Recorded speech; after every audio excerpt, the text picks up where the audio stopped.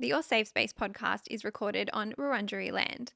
This podcast acknowledges the traditional owners and custodians of the land. Always was, always will be Aboriginal land.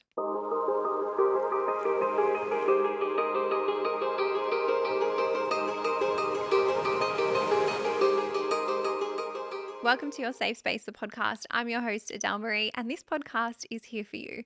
It is a safe space for us to catch up each week to discuss anything and everything. And on today's show, we are talking all things people pleasing. Now, guys, how are you? Happy Sunday. I feel like it's been a hot minute since we've sat down and just chatted, you and I, one-on-one, because I've had obviously a couple of guest episodes back to back.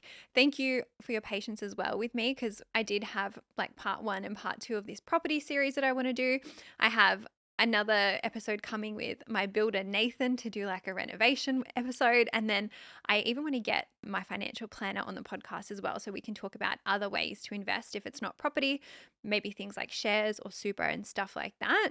And so typically I notice when I have a guest episode on, I ask for their highlights, gratitudes and struggles, but I never give mine. And so I feel like I haven't spoken to you properly in 2 or 3 weeks. And so how are you? I hope you're doing well. I'm doing well, and I'm going to give you my highlight, gratitude and struggle now. I also want you to come into the Facebook group if you aren't already. The link will be in the notes. We have nearly 5,000 people in there, and every single Monday I put a post up and I ask you guys for your highlight, gratitude and struggle because I love reading it, and I feel like it just helps us stay connected. And so we're going to get into mine now. Firstly, I think I will start with my struggle because we'll just get the bad stuff out of the way. But my struggle has been with dating lately. And I think I've got like a couple of things going on at once, but I really thought that while I was single, I was like healed and everything's good and fine. And then you go into the dating pool and you start dating someone and you start to like them, and all of a sudden all your shit just comes to the fucking surface. And that is what's happening to me right now. And I'm trying just to stay very like calm, logical, rational.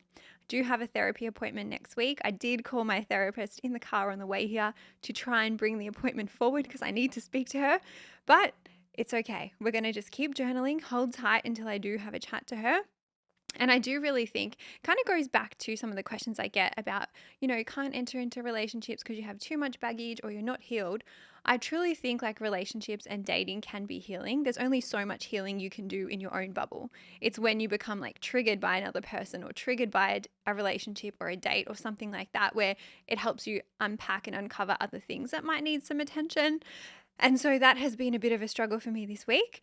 Obviously, I will give you a bit of an update on that once I have my therapy appointment. But as I said, I really just need to speak to her. I do, however, have some really good highlights and some really good gratitudes. I'm really grateful for a lot of things. And so the good is definitely outweighing the bad. We can take that bad with a grain of salt. And I'm going to go into my highlight and gratitude. Now, my highlight, I'm sure you haven't missed it because I've been annoying as fuck, but it's my Jaz Hand Made launch. Now, I'm recording this on Tuesday. The launch happens on Friday, and this podcast comes out on Sunday. I wish that I could record this after launch to let you guys know how it went. I'll give you an update next week, but at the time of recording, I am nervous as anything. I'm excited because the response from you guys has been beautiful, and that's my gratitude. The rallying behind me and just the excitement and the support has not gone unnoticed, but I am incredibly, incredibly nervous. It is a new pathway for me. I've never done something like this. Usually if I'm doing any brand stuff, I'm like promoting someone else's product or promoting someone else's brand. And this has been obviously so hands-on, so different, and there is a bit of risk there. So I'm hoping it goes really well. I'm hoping it's a sellout. I'm manifesting for a sellout, but I'll let you guys know how we go in the upcoming Sunday episode. Oh, and the other thing before we get into the show, because that's my highlight and gratitude. So thank you again to everybody listening. If you have shown me any love about it, I'm so grateful. And I promise after the launch, after it sells out, see what I did there? I'm just claiming what I want it to be. I will shut up about it. I know I've been really annoying, so thank you for your patience. But before we get into the show, it is the last Sunday of the month. I can't believe that. I feel like this year is flying by. May has been pretty full on for me. I've been really busy, haven't really noticed how quick it's gone, but it is a cheeky reminder to do some journal prompts. I will put a little check-in into the Facebook group and probably on the podcast Instagram stories. So yeah, that's something that I love to do, and I would obviously recommend you guys doing that as well. Now, we're going to get straight into the show because it is a juicy one, and I'm very excited to bring this to you. The first thing we're going to talk about is what people pleasing is. I'm going to talk about the characteristics. I'm going to explain why we do it. And then I'm going to give you my top tips for breaking the people pleasing cycle. Now, you guys voted for this episode and it was a popular one. I put the poll into the broadcast channel that I have for the podcast. I love that. It's like a little bit of a group chat and you voted for it. So thank you. And as a reformed people pleaser myself, I feel like this is an important thing that we discuss because I didn't realize that I was doing this, and it then caused some like issues in my day-to-day life. And I feel like by the number of responses we had and even in the feedback you guys gave me before recording this episode, I feel like many of you can relate. And I think obviously, like all the episodes I do here, I want it to be like a toolkit. They will all intertwine with each other. And hopefully, if you feel like you can relate or you are a people pleaser, then by the end of this episode, you'll be feeling empowered and have some practical tips to help you try to challenge that and change that if you want to. Now, as always, we start with a definition because we need a starting point, okay? So, people pleaser is a person who has an emotional need to please others, often at the expense of their own needs or desires. Now, I had a few of you reply to the question box yesterday saying that I like doing nice things for people, I like making other people happy. And guys, I'm not talking about that, okay? Like everything, there's a spectrum. I think it's completely fine to want to do kind things or do kind gestures or make the people in your life happy. That is normal and okay. This is beyond being kind, okay? I'm talking about the other side of it where you are deciding that everybody else's needs and everybody else's wants are more important than your own. And I noticed in that question box that people pleasing is showing up everywhere for us, whether it's at work, especially at work, whether it's in our relationships, with friends, with family, it can show up anywhere. And I think it is also a really normal thing to experience. So if you are someone who can identify or relate, don't be hard on yourself. As always, we're being kind and compassionate. Now, I was a people pleaser in one specific area of my life. And it's funny now when I look back at it because I never really struggled with it at work, never really struggled in friendship, never really struggled with it with my family either. But when it came to romantic relationships, that was just my weakness. And I'm not anymore because obviously I've done the work. I've unpacked it all with my psychologist in therapy. I really worked on that area of my own self-development. And I'm going to explain what I did to you guys because I feel like maybe people listening might get something from it. But what I would do is I would get into a relationship and to try and earn love from my partners, I would self-sacrifice parts of me so that I would be more palatable or liked by them or accepted by them or loved by them. And it was a repeated pattern, and it wasn't until I went to therapy and literally went back through all my past relationships and wrote out all of the patterns, what was happening, why it ended, that I could see this pattern repeat. And what was driving that was like this deep desire for connection. But I was deciding that that connection was more important than honoring myself and honoring who I truly was. And that never ends well. I'm lived proof that it doesn't end well because it's not a game that you can play forever. It is a really hard act. Yeah, exhausting to keep up because you're not really being true to yourself. And sure, you may be able to withstand that for a period of time. Maybe it's a year, maybe it's 2 years, maybe it's 3 years. But if you are in a relationship with someone and you're planning or you're wanting to spend your life with them, it's going to be hard to hold up that almost facade. And it wasn't done through like spitefulness or nastiness or anything like that. It was just because I wanted that connection. And I'm going to go through some of the other traits or characteristics. And as I said earlier, if you are resonating with these, don't feel bad, don't judge. We never do that here, okay? We're just observing. And that's, I think, the most important thing when it comes to stuff like this in self-development. And obviously, self-compassion and kindness go hand in hand with that as well. But some of the other traits that I found in the research for this episode are you may be a very agreeable person. So usually this is to seek approval from whoever we are agreeing with, okay? But it does really run the risk of setting you up for future frustration and leading you down a path that is not sustainable. You may also struggle to be assertive or assert yourself or assert your needs. And that's partially because you don't want to, because you're scared of the outcome if you do. But sometimes you may even struggle to recognize how you feel or articulate how you feel. You may be someone who struggles to and rarely says no. So you might be worried that by saying no or disagreeing will make people think that you don't care about them. And this also goes for doing stuff when you don't want to do it. And even when you don't have the capacity or the time to do it, but still saying yes as well. You accommodate the needs of others while at the same time undermining your own true needs. So that is kind of related to what we just spoke about, but it's that constant giving. You're always giving to other people, giving, giving, giving, and hoping that people will give it back and reciprocate that love that you want. And that can lead to resentfulness, but I'll get to that in a second. Some other traits, you may go with the flow that's dictated by others. And I mean, obviously, it's not a bad thing to go with the flow in life. I like to kind of not resist anything, but that is, again, being too agreeable and always doing what everybody else wants at the expense of what you really want. You may also really want others to like you and be accepted. And that comes from like a worry of rejection. And so what you do is you act in a way that keeps people from rejecting you. Again, not helpful in the long term. You may also highly value praise from others or feel valuable when you comply with others. And it's really interesting where that comes from because I can relate to that, and I'll get to that in a second as well.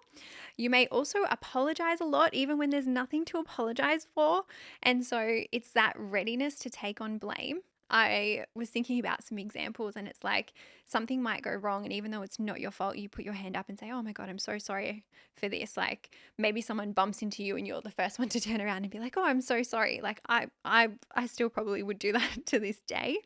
You may also avoid disagreements and prefer not to confront issues directly. Now, that comes from a fear of obviously conflict and trying to keep the peace and even not wanting to unsettle things. So instead of actually speaking up about things that matter to you, you just bite your tongue or keep silent instead. You could also have low self-worth or low self-esteem. And that's because you might believe that people only care about you when you are useful or when you are doing something. And you do rely on that validation from external parties or other people to feel good about yourself. And then this one was so interesting, but you may have no free time. And it really is looking at the last time you did something for yourself after all your responsibilities, after maybe it's going to work, looking after the kids, doing the household chores. What time is left over for you? I'm not saying that just because you're busy, you're a people pleaser. It's looking at, are you taking on too much? Maybe you're saying yes to stuff at work. Maybe you don't know how to say no in those types of settings. As I said earlier, it's not always negative, but there are definitely impacts that it can have on us long term. And I have seen this definitely hurt relationships that I've been in the past. And I think it can either hurt dynamics at work, within your family, with the people that you love as well. Now, here are some of the risks and reasons why I think it's important not to be a people pleaser. You may over time become very frustrated and resentful to the people in your life, especially if you are someone who does a lot for everybody else. It can definitely bubble away and come out from you in a different behavior down the track. So potentially running that risk of becoming like passive aggressive to people in your life because you're frustrated that you're constantly doing so much for them. As I said, it's not an act that you can keep up for a long-term period of time. It also puts you at risk for people then potentially taking advantage of you as well, which is not a good place to be. And I'm not saying that people are always going to take advantage of you. I do believe that there are more good people in the world than bad people, but some people may realize that you are someone that always says yes, that you are someone that always agrees, and so they will keep asking because they know that you're going to do that. You may also become burnt out or have higher stress levels. And this is something I see quite a bit, especially with the responses. Those of you who said you struggle with this at work were saying that you also felt burnt out. And that's because if you can't say no in those settings, or you take on more projects, or you say yes to doing things that you physically can't take on the time or have the time to do, that will take a toll on you mentally. And that can also start to take a toll on you physically as well. And then lastly, your relationships suffer. So I've already spoken about this before, but what happens is they start to not feel fulfilling because you're sacrificing what you really want at the expense of the relationship. And sooner or later, you're not going to be able to keep that up. And when you present as one version of yourself in whatever relationship it is, the version of you that you think everybody else wants to be, you're not showing up as you. And then that is just reinforcing this very deep belief about yourself that you're not good enough, that who you truly are at your core isn't worthy of love, which is a really dangerous game to play. It's not sustainable or fun for you or your relationships. Now, as part of this, I think it's also important to understand the reasons why. I'm going to read some of them. These aren't all the reasons, but these are the most common ones. I'm going to tell you which ones I relate to as well. It's really important here to know that this is a learned behavior. It's not a personality trait. So if you're listening to me and you're thinking, fuck, I'm a people pleaser, Adele, chill out. It's okay. Okay. Chances are you've learned this as like a protective kind of mechanism to protect yourself, to keep yourself safe. And I think it's important we acknowledge where it comes from, because that helps you then change it and challenge it. Now, pleasing or fawning, and you guys might be thinking, what is fawning? So it's like a response, right? We always hear about fight or flight, but there's actually flight, fight, freeze, or fawn. And I'd love to do another episode on all of those. But fawn is when we appease others in order to avoid threats or danger. Some of us do learn to fawn because it is a protection strategy. Now, sometimes it can come from your childhood. Most of the times it can. You may have had emotionally unavailable parents. That could be one of them or both of them. Maybe you had parents that just praised you when you did something. And I feel like some of us may be able to relate to this. If you were just praised when you got really good grades, or when you cleaned up, or when you did things that made you like a good kid, basing your value on what you did for your parents or caregivers just teaches us that we would only get love and approval based on our actions and our behavior, not just for existing as we are. Maybe you grew up in a household that avoided conflict altogether. Or maybe on the other extreme, you grew up in a household where there was conflict all the time.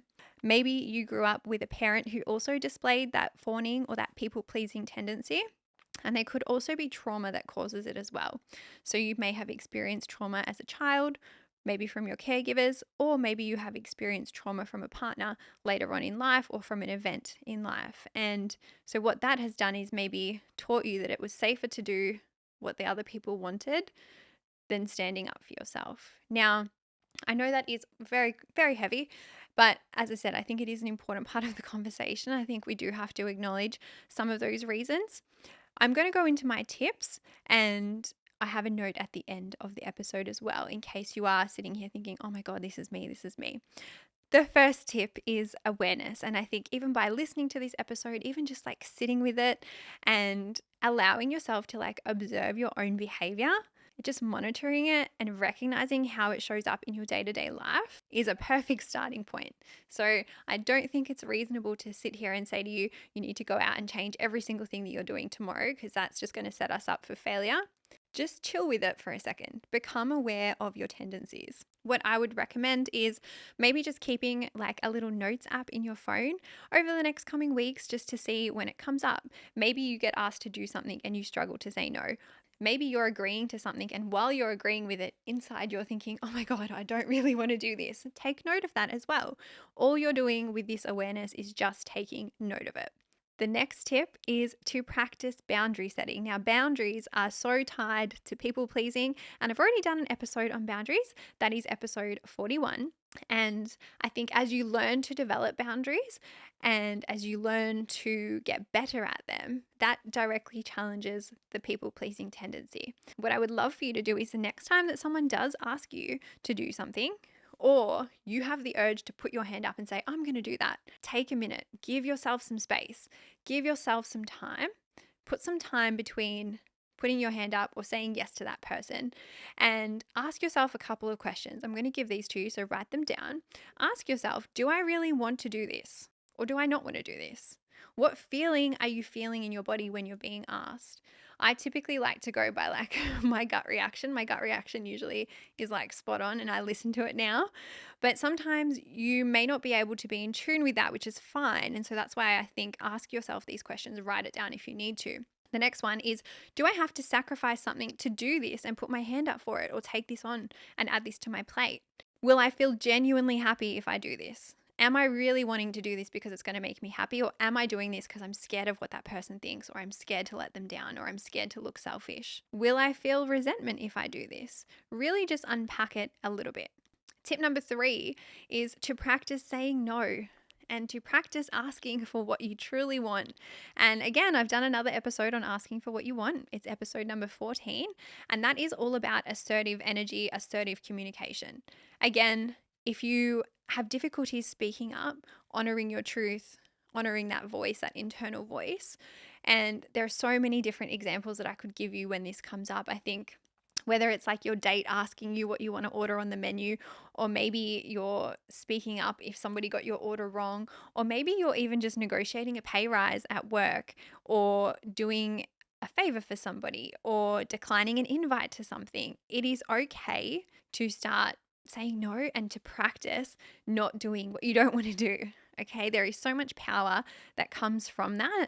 And I know it's really uncomfortable. Don't get me wrong. We talk about it a lot in episode 14, but it's like a muscle, right? The more you do it, the better you get at it and the better it feels and the more natural it feels.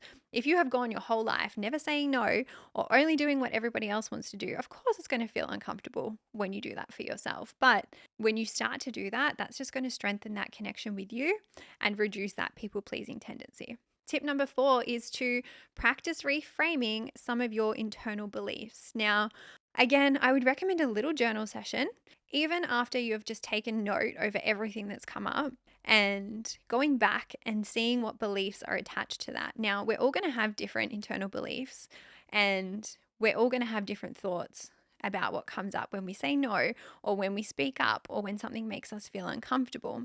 I don't know what yours would be, but I'm talking about the thoughts that tell you you're not worthy, the thoughts that tell you that you aren't enough, or that it's better if you just do it because it keeps the peace. Write all of those down and then try to reframe them in a way that feels better. And I'll give you some new thoughts to borrow if you feel like these suit you, right? It's telling yourself that your needs are important. It's telling yourself that you can speak up. It's okay to speak up. It's telling yourself that you are allowed to put yourself first. It's telling yourself that it doesn't make you selfish if you speak up. It's telling yourself that in the long run, everyone and everything actually benefits from you truly being you. And it's telling yourself that you are enough just as you are. And then my last tip is actually therapy. And I know that some people may think, oh, well, that's not a good enough reason to go to therapy. I haven't gone through anything bad enough to have gone to therapy or go for something like that. But I tell you, going to therapy, this has been one of the biggest things I've worked on in my relationships and with my psychologist. And I fully back working with like a counselor, a psychologist, a therapist, whoever, to help you work through this. Because what happens is they can help you get those new thoughts. They can also help you unpack why and where it's come from. They can sit with you to go back and look at your childhood and your past relationships to really get to the bottom of why this behavior is happening. And sometimes I think even if you feel like there isn't a clear cause, they can then help you with coping strategies and techniques and skills and that toolkit that I always talk about to address that behavior moving forward. And it was really fascinating for me because I had, on a surface level, known that my relationships weren't working out for whatever reason, or I was picking the same type of person to date for whatever reason. But it wasn't until I did sit down and do that work in therapy that I realized, oh my goodness, this is actually not the best thing to do. And so now I am unapologetically myself and I've changed for the better, and I feel like my relationships have improved because of it. Even though some of the new ones since I've gone to therapy haven't worked out, it's okay because I still am honoring myself and they feel better for me despite not working out for other reasons. But guys, we can wrap the show there. As always, it's not a replacement for therapy or professional mental health help. So if you do need that, please check the show notes. Please also give us a follow on Instagram, Your Safe Space Pod. Join our Facebook group, Your Safe Space Podcast Community. Follow us on Apple. Follow us on Spotify, leave us a review or a rating anywhere. Please share on your story when you're listening. It goes a long way. Word of mouth is the best way that you can help this little independent podcast. And I will see you guys next time. But have a beautiful week ahead and I'll see you on Friday. Love you guys. Bye.